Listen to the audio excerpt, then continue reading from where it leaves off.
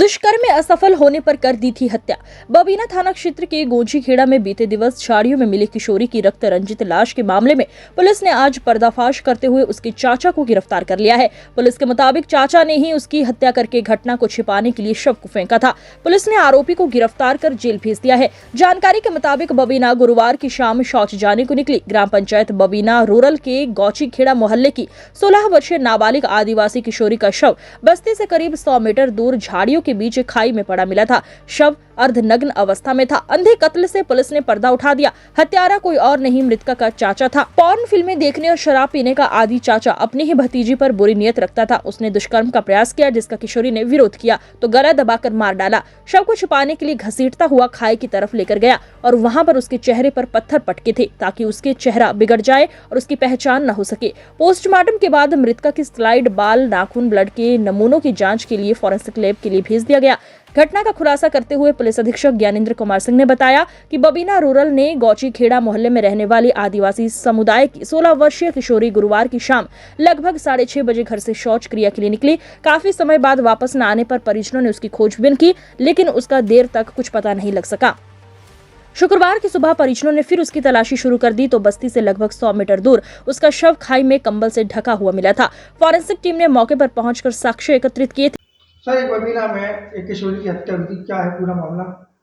बबीना थाना क्षेत्र में 29/12/2023 की सुबह में एक किशोरी की डेड बॉडी मिलने की सूचना मिली थी।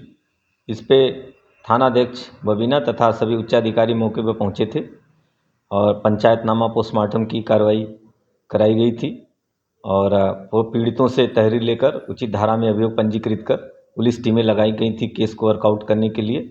आज हम लोगों ने जो आरोपी है उसको गिरफ्तार कर लिया है, जिसका नाम अनिल है। करीब उम्र इसकी 37 साल है। ये जो मृतका है उसका चाचा है।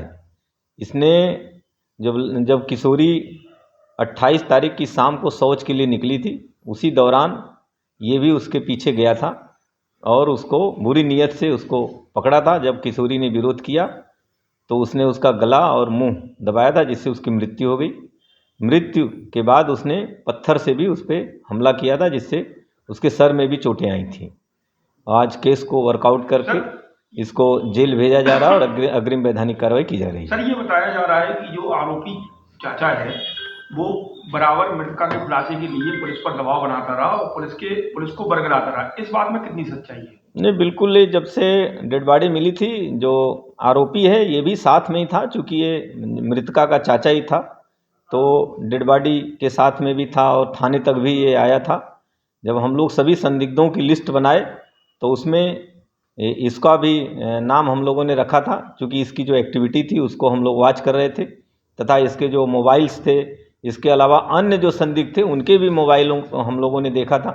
जो आरोपी है इसके मोबाइल को जब हम लोगों ने देखा तो इसमें लगातार इसके द्वारा पोर्न फिल्में देखी जा रही थी और बबीना थाने को भी सर्च किया जा रहा था। इससे और इस पे संदेह हम लोगों का गहराया। जब थोड़ी कड़ाई से पूछताछ हम लोगों ने की तो ये पूरा जुर्म को स्वीकार कर लिया और पूरी घटना का जैसे जैसे भी जो भी घटना जिस ढंग से इसके द्वारा की गई थी, संपूर्ण घटना का घटनाक्रम बताया इसने। क्या ये अपनी भतीजी के शव के पास बैठा रो भी रहा था, इस जानकारी मिली है?